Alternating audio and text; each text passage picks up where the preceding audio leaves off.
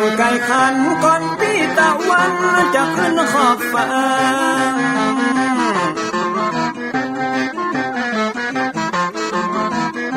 จะหันแสงทองทอแสงเจิดจ้าจัดการล้างหน้าอาบน้ำแต่งตัววันเริ่มต้นใหม่อย่าได้วันกลัวอย่าได้ขุ่นมัวกังวลโศกคอน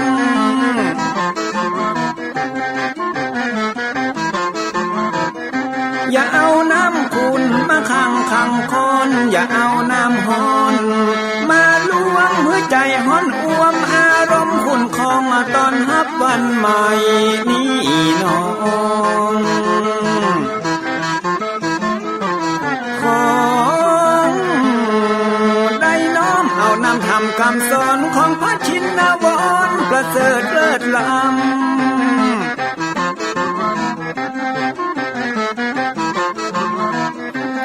จุงจิตใจฮือออกจากธรรมบ่ฮือด่างดำโศกเศร้ามัวมองแสงแห่งธรรมะนั้นเป็นแสงทองส่องใจเรียวร้องถึงวันค่ำเจ้า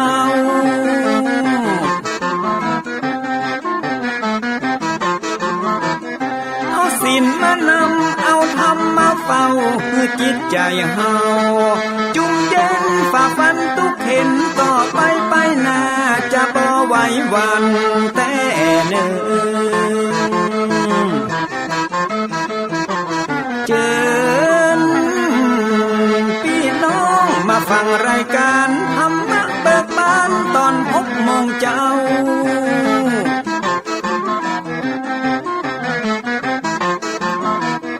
ฟังธรรมปื้นเมืองอันเป็นแบบเบาท่านพระครูวิสิทธิ์ศิลาภรณ์ตั้งใจเจ้าคณะตำบลป่าแดดนอนในเจ้าอาวาสวัดวังสิ่งคำตนนี้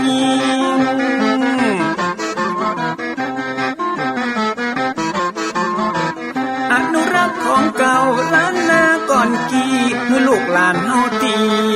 เกิดมาใจกันรักษาของดีเก่าเกือได้อยู่กู้ถิ่นล้านนาฟังทำแล้วพอยกมือ10 นิ้วกราบนบนอบน้อมยังพระติรัตนเกี่ยวเจ้าตั้ง3 ประการอันมีพระพุทธพระธรรมพระสงฆ์อันเป็นสรณะที่เปิ่งที่เคารพนับถืออันสูงสุดในชีวิตกราบคารวะแตบไตไวสาปุญญาปารมีธรรมพระมหาเถรานุเถระเจ้าคณะพระสังฆาธิการภิกขุสงฆ์สมณเณรจุตนจุองค์อันหมายมีพระเดชพระคุณหลวงปู่พระเทพโกศลติปรึกษาเจ้าคณะภาค7เจ้าอาวาสวัดศรีโสดาพระอารามหลวงตำบลสุเทพอำเภอเมืองจังหวัดเชียงใหม่พระเดชพระคุณหลวงป่อท่านเจ้าคุณพระเทพปริยัติ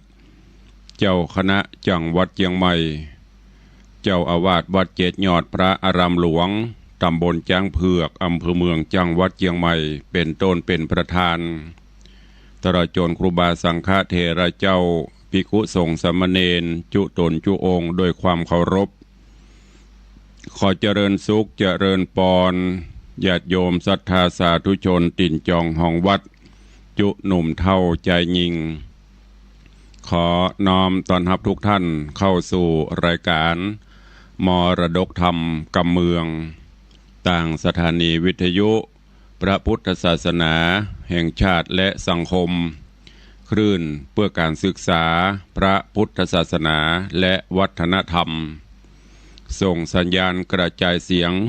จากวัดฝ่ายหินตำบลสุเทพอำเภอเมืองเชียงใหม่จังหวัดเชียงใหม่ในระบบคลื่นความถี่ FM 104.50 เมกะเฮิรตซ์สถานีวิทยุพระพุทธศาสนาวัดหนองไก่ตำบลสันปะยางอำเภอแม่แตงจังหวัดเชียงใหม่ส่งสัญญาณกระจายเสียงในระบบคลื่นความถี่ FM 99.75 102.0 และ 89.25 เมกะเฮิรตซ์ สถานีวิทยุ CM77 วิทยุอินเทอร์เน็ตล้านนาส่งสัญญาณกระจายเสียงในระบบคลื่นความถี่ FM 97.5 และสถานีวิทยุพระพุทธศาสนาจังหวัดเชียงรายส่งสัญญาณกระจายเสียงในระบบคลื่นความถี่ FM 99.50 เมกะเฮิรตซ์ตลอดจนวิทยุชุมชนเสียงตามสายหอกระจายข่าวตามวัดวาอารามตามหมู่บ้านต่างๆที่ครูบาสังฆะท่านเจ้าอาวาสตลอดจนต่างปอแก่ปอแคว้นได้เปิดออกลำโพงหอกระจายข่าวเสียงตามสายของวัดวาอารามของบ้านต่างๆเพื่อญาติโยมศรัทธาได้สดับรับฟังกันอยู่ในเวลานี้พร้อมกันนี้เจริญปอนญาติโยมที่ได้ติดตามต่างเฟซบุ๊กเฟซไลฟ์ต่างเว็บไซต์ต่างๆบ่ว่าจะเป็นเฟซบุ๊กของวัดวังสิงห์คำเฟซบุ๊กของ104ธรรมะคลายเครียดเฟซบุ๊กวัดไฟหินเฟซบุ๊กของตันตุเจ้าบ้านนอกทิตะสิโปตลอดจนหลายๆเฟซบุ๊กที่เป็นญาติธรรมในรายการได้ฟังแล้วก็ได้กดแชร์กดไลค์ส่งต่อๆกันไปเพื่อให้ญาติธรรมได้สดับฟังเสียงธรรมะกันอยู่ในเวลานี้แล้วก่อนแล้วแชร์ได้กดแชร์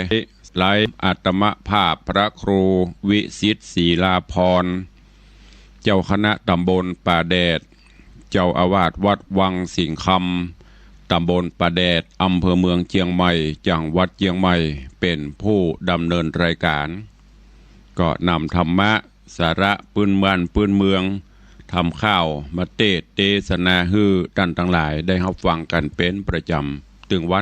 นตั้งแต่เวลา6 โมงถึง7 โมงเช้าโดยประมาณยกเว้นพี่น้องที่ฟังสัญญาณจากดอยม่อนจำปีวัดพระแก้วจังหวัดเชียงรายก็ฟังกันเมื่อค่ำยามคืนต้องกราบขอบพระคุณในเมตตาปรมีของท่านผู้อำนวยการทุกสถานีเจ้าหน้าที่ช่างเทคนิคผู้ควบคุมการกระจายเสียงทุกท่านทุกสถานีตัวเองและขอบคุณเจ้าของเฟซบุ๊กทุกท่านที่ได้กดแชร์กดไลค์กันปากันวันนี้เป็นวันพระเป็นวันศีลการเวลาวันเวลาล่วงเลยผ่านพ้นโดยความรวดเร็วว่องไวจากวินาทีเป็นนาทีเป็นชั่วโมงเป็นวันเป็นเดือนคลาดเคลื่อนไปโดยบันิ่งบ่อยู่ได้บ่รอไผวันเวลาผ่านพ้นบ่ได้รอไผสักคนไม่ใช่ว่ารอคนนั้นรอคนนี้ไม่มีวันคำว่ารอไปของเปิ้นเรื่อยๆเพราะฉะนั้นเฮาท่านทั้งหลายจะต้องโดยตามการเวลาฮือตันตื่นเช้ามาก็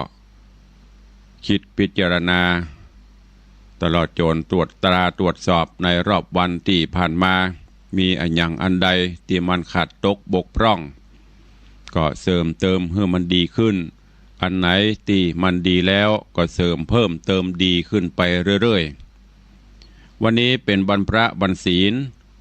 ทางรายการที่ได้จัดมาโดยตลอดเมื่อวันพระวันศีลมาถึงก่อนที่จะได้ฟังน้ำฟังธรรมก็จะได้เชิญชวนสาธุชนญาติโยมทั้งหลายเข้าเฝ้าองค์พระผู้มีพระภาคเจ้าโดยการไหว้พระสมาทานศีลและฟังพระธรรมเทศนาเป็นลำดับไปโอกาสบัดนี้ใครที่ได้เตรียมขันหรือว่าพานดอกไม้ธูปเทียนไว้ก็จัดเตรียมเพื่อเรียบร้อยแล้วก็ดังที่ได้บอกมาโดยตลอดว่าวันพระวันศีลถ้าเป็นไปได้เชิญชวนพุทธศาสนิกชนทุกท่านได้นุ่งขาวห่มขาวอันเป็นสีของความบริสุทธิ์ผุดผ่องและพอให้เป็นระเบียบเรียบร้อยที่สำคัญก็เป็นการประกาศให้เจ้าโลกได้ฮู้ได้ทราบว่าเฮาเป็นพุทธศาสนิกชนทุกวันพระทุกวันศีลบอกว่าจะเป็นศีลน้อยศีลใหญ่ถ้าเป็นไปได้อีป่ออีแม่ญาติโยมศรัทธาลูกหลานตันเต้าเยาวชนคนดีส ใส่ชุดขาวนุ่งขาวห่มขาวก็จะได้เป็นระเบียบเรียบร้อยดูแลสวยสดงดงามก้อยๆฝึกกันไปเมินไปมันก็จะชินแล้วก็จะทำให้รู้ว่าโอ้เมื่อถึงวันพระวันศีลนี้ประเทศไทยเฮาหรือทั่วโลกที่นับถือพระพุทธศาสนาปากันนุ่งขาวห่มขาวแล้วลองหลับตาจินตนาการว่าภาพนั้นมันจะประทับใจต่อใดอันนี้ตุลุงได้เจิญจวนและรณรงค์มาโดยตลอดเนอะวันพระวันศีลเตรียมขันข้าวตอกดอกไม้ถ้าไปวัดได้ก็ไปวัดไปวาไปใส่ขันข้าวตอกดอกไม้ส่งสาเข้าสาบาตรทำบุญตักบาตรประพฤติวัดปฏิบัติธรรมไปบ่ได้ก็อยู่บ้านอยู่จองนบไหวสาเอาเนอะโอกาสบัดนี้เจิญทุกท่านเข้าเฝ้าพระผู้มีพระภาคเจ้าพร้อมกันณโอกาสบัดนี้อิมินาสการเรนะพุทธังอภิปูชยามะอิมินาสการเรนะธัมมังอภิปูชยามะอิมินาสการเรนะสังฆังอภิปูชยามะอะระหังสัมมาสัมพุทโธภควาพุทธังภควันตังอภิวาเทมิสวาคาโตภควตาธัมโมธัมมังนะมัสสามิสุปฏิปันโนภควโตสาวกสังโฆสังฆังนะมามิหันธรรมยังพุทธัสสะภควโตบุพพาคณมกาลังกะโรมะเสนะโมตัสสะภะคะวะโตอะระหะโตสัมมาสัมพุทธัสสะนะโมตัสสะภะคะวะโตอะระหะโตสัมมาสัมพุทธัสสะนะโมตัสสะภะคะวะโตอะระหะโตสัมมาสัมพุทธัสสะอิติปิโสภะคะวะอะระหังสัมมาสัมพุทโธวิชชาจรณะสัมปันโนสุขโตโลกวิทูอนุตตโรปุริสะธัมมัสสารถิสัทธาเทวมนุษสานังพุทโธภควาติสวาคาโตภควตาธัมโมสันทิฏฐิโกอากาลิโกเอหิปัสสิโกโอปนะยิโกปัจจตังเวทิตาโปวินยูหิติสุปฏิปันโนภควโตสาวกสังโฆอุชุปฏิปันโนภควโตสาวกสังโฆยายะปฏิปันโนภควโตสาวกสังโฆสามีจิปฏิปันโนภควโตสาวกสังโฆยะทิทางจัตตาริปุริสายุคานิอัฏฐาปุริสาปุคลาเอ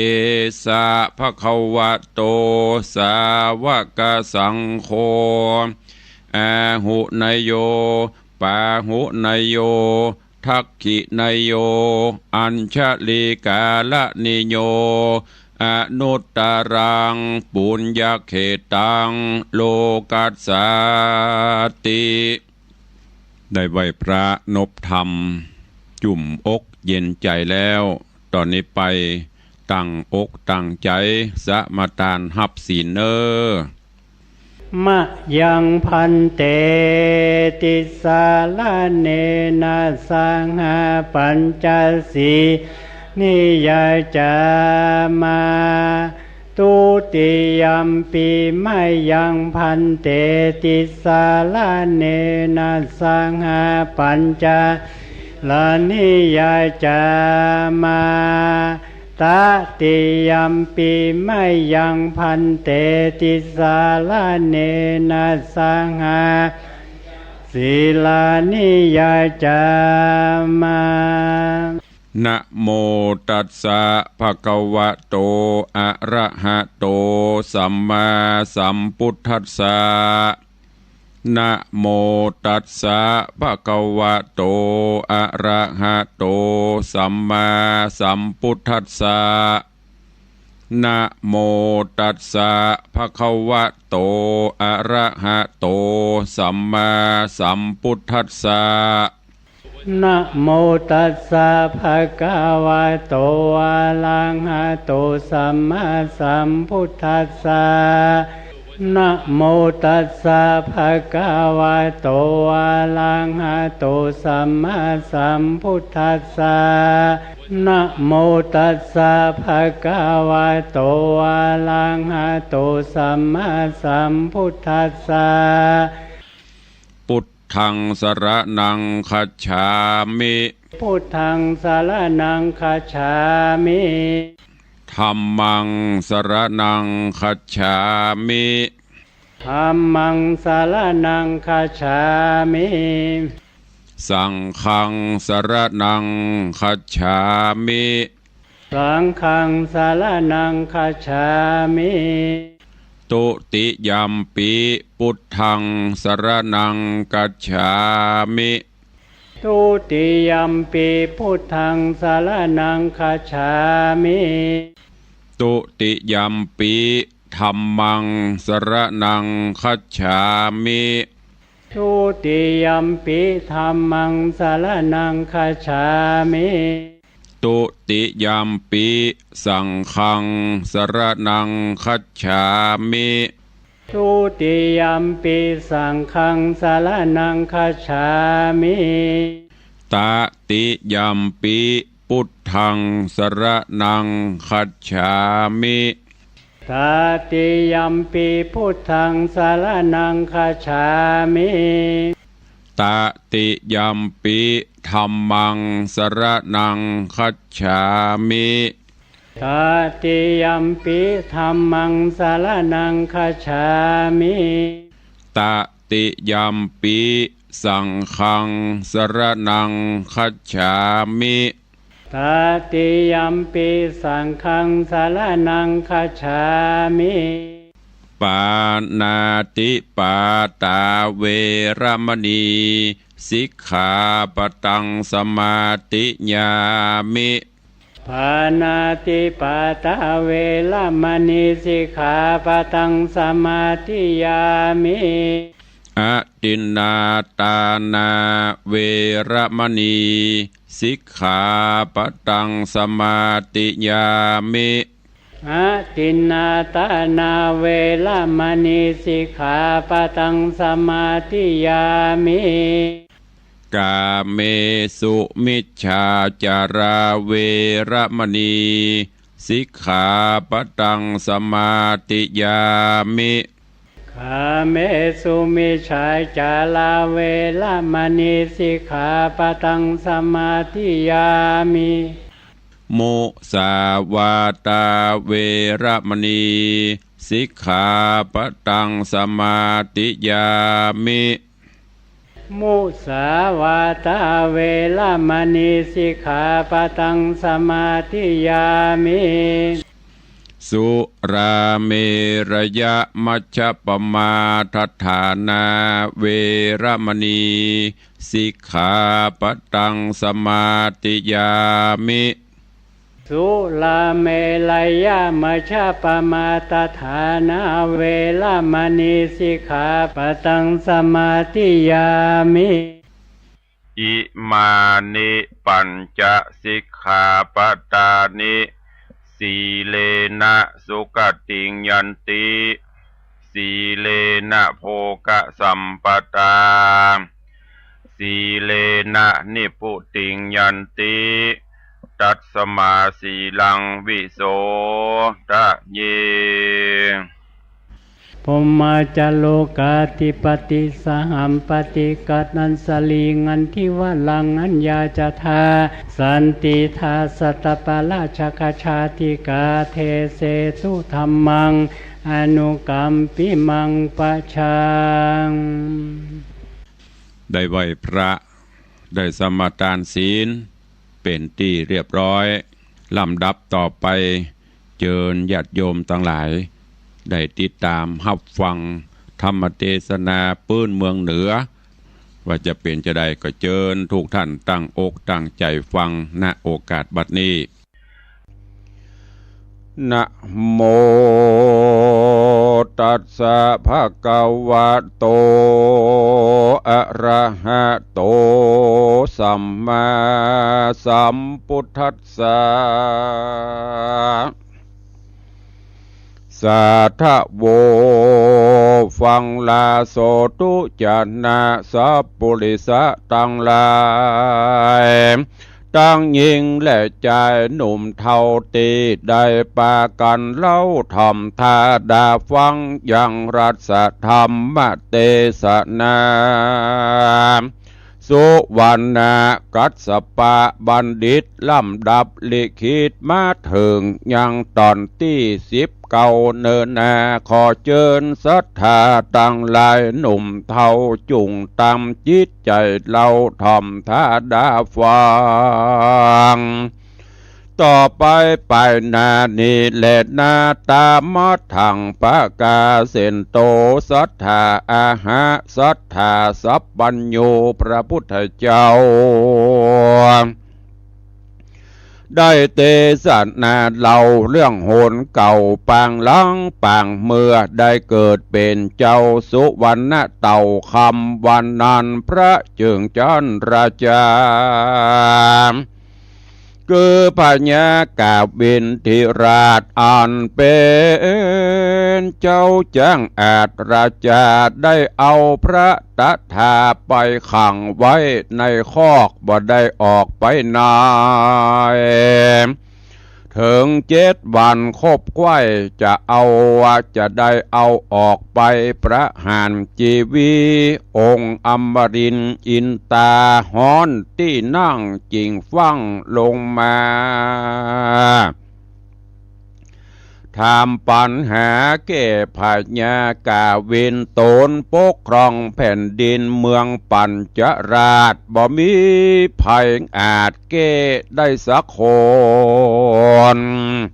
ส่วนพญาตนองค์อาจเต้าก็หากกลัวตายก็ฮือเสนาตั้งหลายไข่ยังคอกใหญ่เอาพระนอไทยสุวรรณเต่าคำ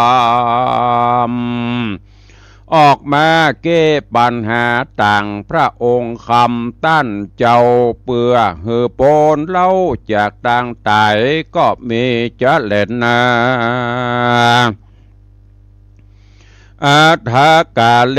น้อยกาละนันเล่าพระเจ้ากาวินตนครองแผ่นดินไพร่ฟ้าจริงทำปัญหาข้อท้วนหากับโป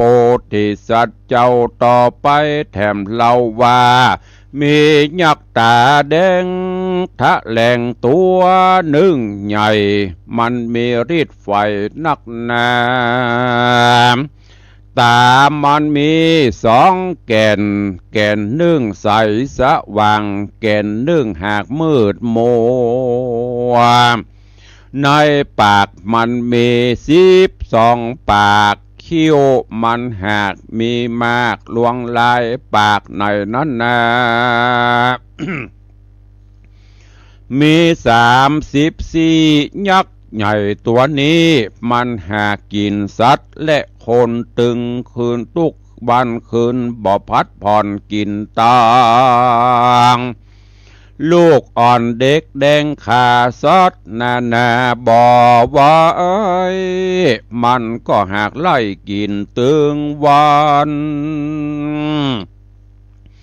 คนโยญานสันดานหยาบก็หากฆ่าบ่ตายจักใจอาวุธ ต่างหลายในโลกก็หากคามันบ่ได้ถึงว่าไฟจากมั่งไม่กับโลกโลกามันก็หากบ่ตายขอต้านผู้มีปัญญาลาบุญใหญ่แก่ปัญหานิสัยเพื่อเหือได้แจ้งแก่ผู้ค้าตั้งหลายที่นั้นเจ้าบุญภัยเต่าคำหนอดเดาต้านเตสนาเราแก้ปัญหาบาดูรับมหาราชเจ้ายักษ์ใหญ่ตัวนี้แล้วก็ได้แก่ปีเดือนวันวัดสามีขวบเข้า12 ปากนั้นแล้วก็ได้แก่เดือนไล่โดยโจรบ่ขาดเดือนหนึ่งหากมี30 วันเขี้ยวแห่งยักษ์มันกุมพันนั้นเล่าเมื่อจะรวมกันเข้าแล้วยักษ์ใหญ่ก็ได้ปิดตาเบื้องหนึ่งมีแจ้งใสสว่างก็ได้แก่ตะวันพระอาทิตย์นั้นตาที่2ผัวพันตาที่2,000มัวมืดก็ได้แก่เดือนหรือพระจันทร์อันออกเมื่อคืนมัวมืดออกเมื่อคืนบ่ปอสว่างปีเดือนวันนี้เราได้แก่ยักษ์เท่าตัวหลวงกลืนกินสัตว์หมู่ต่างปวงตัวโลกลาสาเกิดมาบ่พรำจ้าก็ตายอายุผ่านเจ้าสายบ่ายคำตลอดย่ำเข้ากลางคืนเถิงเดิกเดินไกลโรงพระอาทิตย์มงโผขึ้นเป็นวันใหม่แถมผ่านเดือนออกเดือนแหมไปใจอายุก็ลวดไกลเข้าสู่ตั้งตายบ่มีตีจักไหวหลังกลับคืนเรามีแต่ย่างเข้าหาความเจราตลอดหมดแล้วนะตายจากชีวิตสัตว์นี้หากเหมือนเนื้อนาไฟย่อมแห้งเหี่ยวไปเพราะถูกเผาไหม้บ่เหลือค้างไว้เต้าเมล็ดงาชีวิตสัตว์นี้นาเหมือนงัวที่เขาจักนำไปฆ่าบ่เนิ่นจะก็จักตายเพราะมัจจุราชนำไปถึงความโมยมอดชีวิตสัตว์จักวายวอดเหมือนตอมน้ำค้างใบบอนการแสงพระอาทิตย์จรแดดกราก็บ่เหลือค้างย่อมแห่งเหือดไปชีวิตสัตว์ต่างหลายก็พร้อมดังอันบ่มีภัยจักมีชีวิตเที่ยงมันในโลกสักคนปุถุชนทวนแน่อันถูกมัจจุราชกรากลืนกินตกใจยิงหนุ่มเทายอมเข้าสู่ปากเรามัจจุราชทุกคนจุงประกันพิจารณายังตัวตนอย่าได้ใจกระยาบเหี่ยวกำราบหมูสัตว์ห่วมสุขทุกข์ด้วยกันอย่าได้มีใจพานกิเลสโลภมากมีไว้นักมันก็หากบ่ใจเป็นของเฮาและบ่ใจของเขา สักผู้เป็นสมบัติอยู่กับโลกเป็นของเปลี่ยนกันบริโภคใจสอยอย่าได้หลงงมงายว่าของข้าตลอดหน้าฟ้าถล่มดินทลายปุถุชนตั้งหลายทวนหน้าอย่าได้เนิ่นจ้าจงรีบสั่งหน้าซึ่งความดีอย่าฮื้อวันเดือนปีล่วงไปปางเป่าเฮือได้ขันนิ่งเล่าในตนรีบสร้างแต่ผลความดีไว้ความดีนั้นไซก็จักติดตามรักษาตาโตโหปัฏฐาญะแต่นันไซปามยักบาปใบปาลา มันก็ได้ยินวาจาแห่งมหาสัจเจ้ามันก็ฟังลูกหนีไปเล่ากู ฟังลาโสตุจนาสัพปุริสะตั้งหลายในกาลนอนใส่เจ้าหนอดไทยสุวรรณเต่าคามเมื่อได้นั่งบันลังเตเตก็ไขยังปัญหาฮือราชาธิราชโพธิสัตว์เจ้าหักหันยังมาตาป้อแม่เมื่อแก้ปัญหาแล้วก็ลงไปหาพ่อแม่ของตนกอดเอายังปาตาตังกูร้องร่ำไห้สะสู่น้ำตาว่าพ่อแม่อยู่ตีในจ้าเหตุสันใดจากมาตีนีขอใครบอกจี้ให้ลูกฟังตีนั่นโกสกาและสุมิตาพ่อแม่ก็บอกหูแน่ว่าเป็นลูกตนก็มีกังวลใจอยู่ใจก็จิ้มได้เจียนจาว่าด้านเป็นสันใดเล่าจะมาอ้างว่าเป็นลูกเต่าแห่งขาตังสอ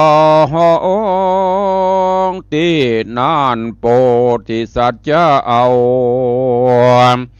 ก็ได้เล่าตั้งแต่เก้าเจียนจ่าไว้มาตาพ่อแม่ตั้งแต่ตนถึงไปกันว่าตายายหูแจงว่าเป็นลูกแห่งโตโอนก็มีปีติจมจืนใจต้องตื่นยินดีส่วนพญากาวินทิราชเมื่อได้หูเหตุการณ์ว่าเขาทั้งสามนั้นเราเป็นพ่อแม่ลูกกันอันเจียนจะด้วนถูกซึ่งกันและกันพญาก็พันเข้าไกลใครหูใดยังสะลุงคำว่าเป็นภัยขโมยไปลักไปกันแน่แจ้งตีนานพระมหาราชเจ้าจริงแผ่วาจากลางเศษนามวลหมู่อันพร้อมกันอยู่ขวงหลวงส่วนสักกัญญพรามก็มีที่หันพระนอจันโพธิสัตตาก็มายกยอมือไว้สาว่าข้าพระบาทก็หากหูเตนาว่าสักกัญญพรามปุโรหิตานี่เล่ามันลักขโมยเอาสลุงคำตั้นมหาราชเจ้าไปมันใส่ใจเอาไปบ้านนอกเพื่อหาสลาล้อมหล่อฮือเป็น เครื่องประดับหนอฮือเมียมันจริงไหลน้ำไปหานาข้าพระบาทเจ้าตามที่ได้เล่าสู่กันฟังจ้าและนาตาในกาละนั้นใส่พรำบาปใบปาลามอนได้ยินว่าจากแห่งมหาสัตว์เจ้ามันก็ฟังลูกหนีไปเล่ากลัวอาจยามไปบ้านนามันนาเตรียมพร้อมเพื่อจักเดินตองเต่าหนีออกบ้านเมืองเมื่อพญาเจ้าได้ยินแล้วยังกำพระนอแก้วกล่าวเจียนจามพญากาวินทิราชก็ใจอำมาตย์คนแหนว่าหือไปจับยับเอาพรามบาปใบอันบ่หูใดยักบุญกุลภายกูจักเอาไปใส่ข้อขังลงโตดสอบสวนหือหูโคตรใจมันและนาตีนั้นเสนาหานปูแก้วแก่นก็เล่นไปปานเพื่อจักไปจับยับเอาพรามบาปใบพรามมันก็หูตัวเต้ใส่ดีลีพวกคนแหนเล่าเมื่อบ่พบพรามปูเทาปุโรหิตาเขาก็กลับมากราบไหว้ยังพระบาทไทยกาวินว่าข้าแด่พระมหาราชเจ้าสกัญญะพรามนั้นเล่ามันก็หากหนีไปแล้วเล่าเหลือแต่บานเป่าและตาสีตาสามีอยู่เฮือนมันเต้าอันส่วนลูกเมียและเขาของอันดีนั่นมันก็หากเอาไปตัวและนาปุณนาติวาเศษในวันลุนรุ่งเจ้าพญาเจ้ากาวินอันเป็นเจ้าแผ่นดินเมืองปัญจราชเต้าก็หากจุ่มนุ่มมายังเศษนาอ้อมบาดเปืออุสราจาพิเศษอติเรกทูลหัวทำมงคลพิเศษยังเจ้าน้อยเนตรเต่าคามกับนางวิมาลาหนอดเนาฮือได้ห่วมเฝ้าแผ่นดินแผ่นเดียวกันฮือมีความสุขสำราญแฝงไฟอยู่ภาสัตว์ใหญ่ห่อใจก็มีวานนั้นและนาตาโตโหโอโหปัฏฐาญะจำเดิมแต่กาลนั้นใส่พรามบาปบ้าจังไรมันก็เอาลูกเมียหนีไปสู่ยังสหายกู้เฮียนศาสตศิลป์อันเป็นเจ้าแผ่นดินเมืองวิเทหราชอันมีเสนาอำมาตย์มนตรีเป็นเมืองดีวิชาใหญ่มีชื่อว่าใดพญาวิเทหราชเป็นสหายกับพระมณาจารย์ปุโรหิตาได้ห่วมเหียนวิชากันมาแต่ปางก่อนเมื่ออายุยังอ่อนเด็กขาเฮียนศิลปะวิชาห่วมต้องห่วมห้องลวดเกี่ยวข้องเป็นเปื้อนสหายกันสกาญะพรามก็เข้าไปกราบไหว้ยังพระบาทไทยสหายตนว่าข้าแด่พระราชาตนองค์อาจผู้ข้าได้หนีออกจากเมืองปัญจนครมาเพื่อมาขอเพิ่งปุญญา ที่การสมปานของพระราชเจ้าเพราะข้าบาทเท่ามีความตุกข์เครื่องขี่ได้หนีเจียนจากได้ปัดพรากบ้านเมืองมาเพราะพระบุญเรืองกาวินทิราชก็หากบ่ได้อยู่ตามธรรมเป็นพญาใจดำเรือขนาดแอวคมเหงไพร่ราชประจาเฮือได้รับความตุกข์ทุกขาเรือขนาดเป็นคนใจบาปอาธรรมกะตำผิดโบราณจารีตเป็นเหตุให้บ้านเมืองกับกีดชิบหายข้าขอท้าว่าพระบาทอันหากเป็นเปื้อนเดียวกันเฮียนวิชาอาจารย์เดียวกันแต่ใส่ขอพระบาทไทยจงได้โปรดคุณนาข้าพระบาทขอมาเปิ้งอาสะไหลซึ่งบุญปาลมีน้อยเมืองวิเตหาที่นี้จะเล่นนาเนติตังขีญาสังวันนาวิเศษจาห้องเหตุธรรมเทศนาสุวรรณกัสสปะบัณฑิตตอนที่19ก็บังโกมสมเร็จสเดช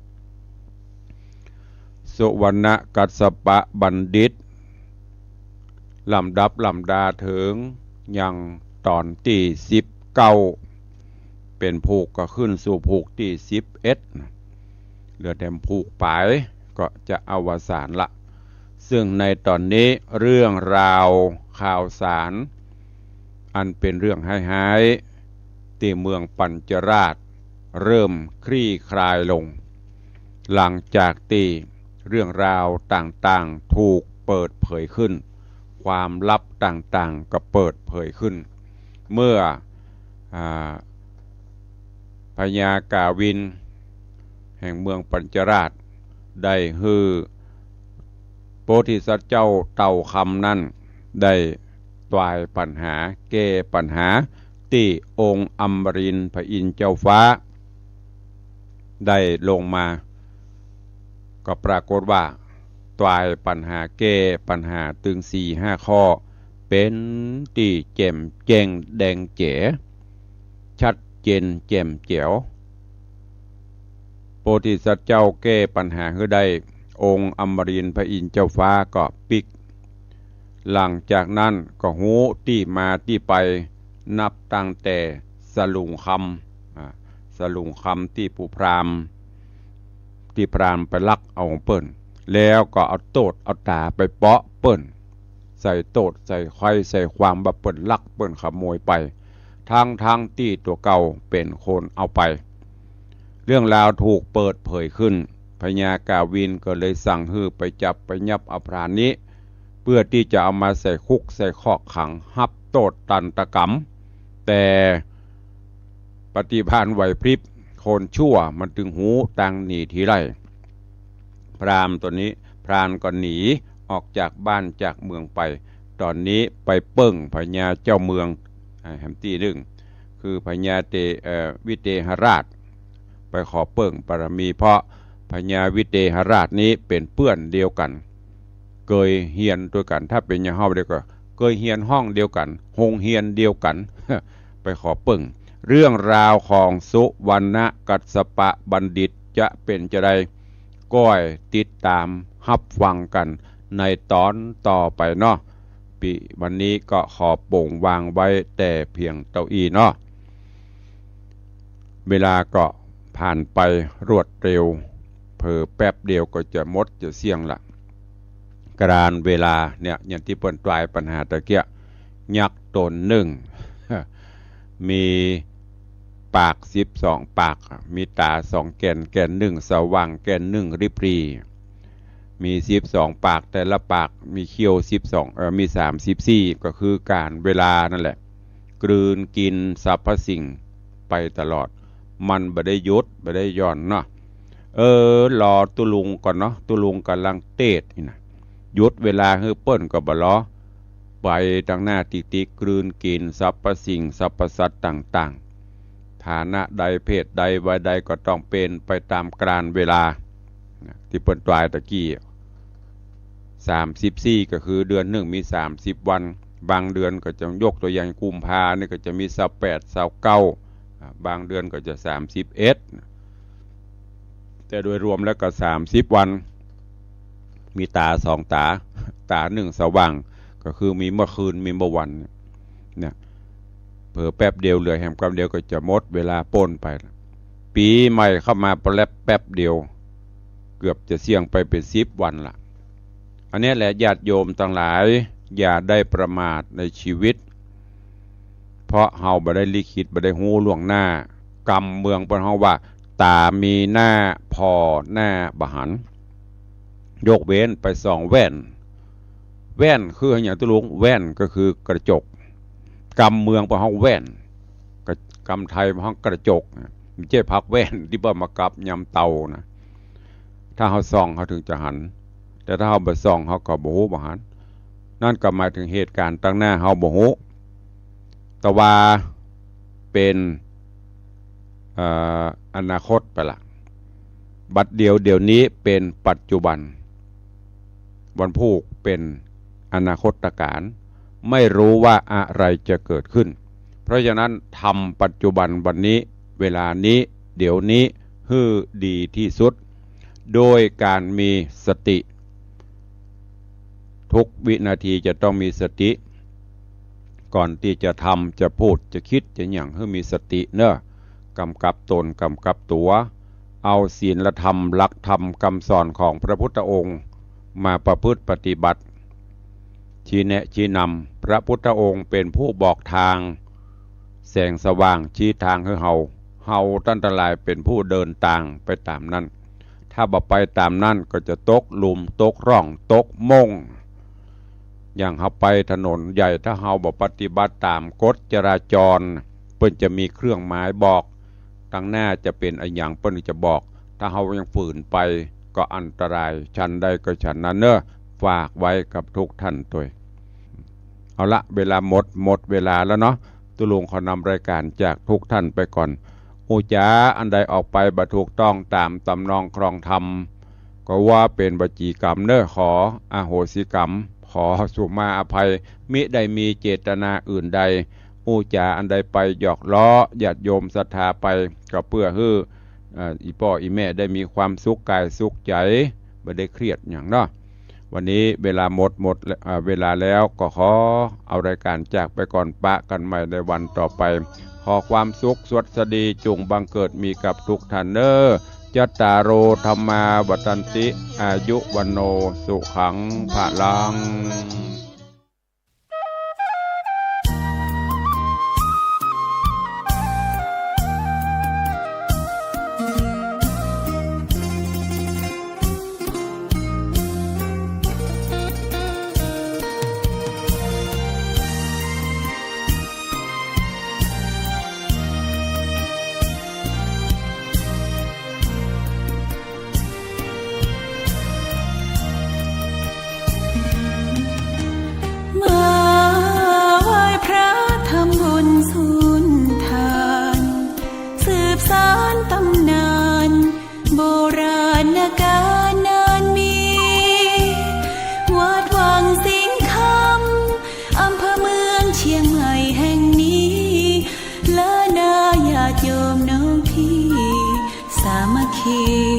รวมทานรวมทุน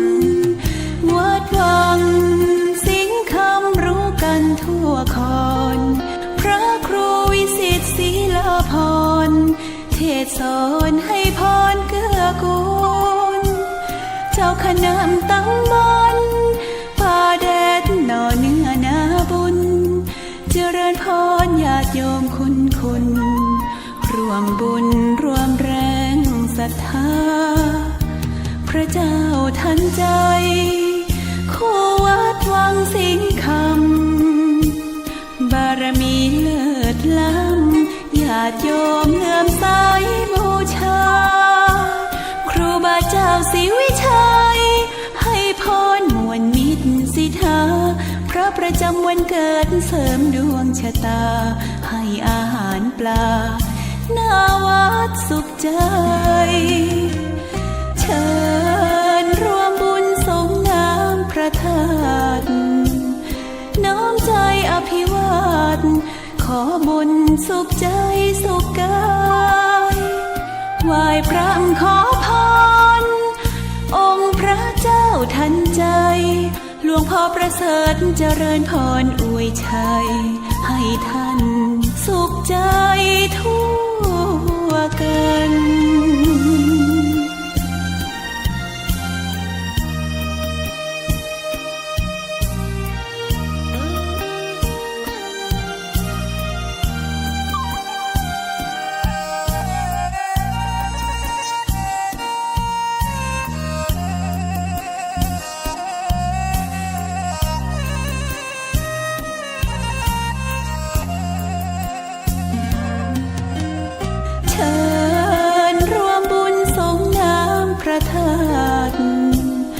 น้อมใจอภิวาทขอบุญสุขใจสุขกายไหว้พระขอพรองค์พระเจ้าทันใจหลวงพ่อประเสริฐเจริญพรอวยชัยให้ท่านสุขใจทั่วกัน